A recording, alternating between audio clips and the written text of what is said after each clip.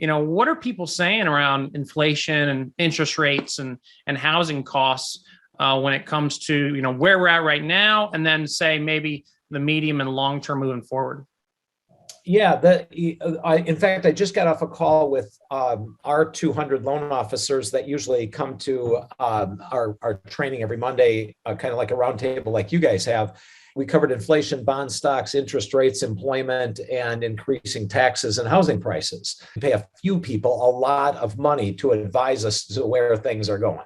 No, but the truth is, first of all, that nobody really knows what's going on with interest rates, but we do anticipate that interest rates are going to continue to rise. In fact, I'll share this that happened that we had predicted about 2 weeks ago, and is that nobody even believed, and it actually came out this morning, and that was Fed's Bostic said, we're going to do maybe 2, maybe 3 half-point hikes. Everybody was talking about quarter-point hikes.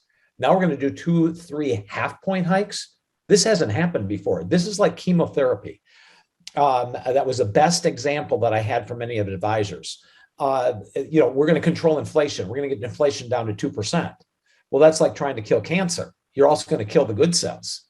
There is going to be a ton of things that get killed out of this. This is going to make housing unaffordable for some people. It's going to screw up a lot of things in what's going on with interest rates. It's even going to increase the national debt because of what's going on with the interest rates, and it's going to increase inflation, the inflationary pressures. So think about that for a minute. All of a sudden, we are cutting at a quarter point at a time, and now we're going to go up by a half point, 50 basis points at a time. This is a lot more severe. People need to pay attention to these signs. It's kind of like you're driving down the road and you see a bridge out and you kind of ignore it. This is a big deal. This is going to affect a ton of people because with everything else that's going on at the same time. So when you think about this, it is a situation that we know this is going to continue to go up. We are locking people right now in investment properties and second homes at over 6%. That used to be subprime territory, and we never heard of 6%. Remember, these are the same people that were locking at 6 months ago. Double. So there's 100% increase. It's not a 3% increase. It's 100% increase. And people are not realizing how big of a deal that is and what that does to affordability.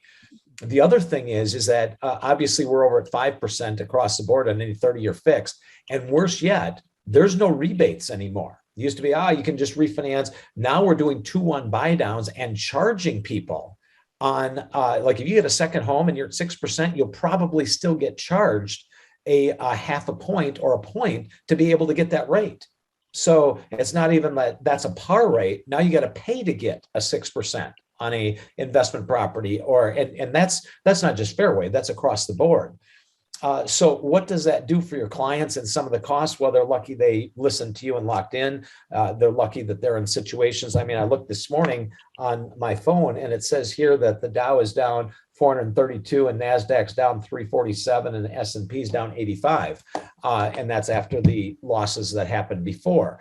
So when you think about that, the issue is here, Jeremy, is that now with all of us going back to work and then some of us drawing on our retirement monies, that's going to additionally hurt what's going on in the market because people are drawing from their investments to be doing this. And the only thing that's good about all of this stuff, the only light that's shining is housing prices are still up dramatically.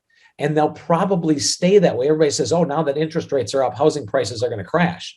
Well, just a minute. There's a bunch of millennials that still can afford to buy houses.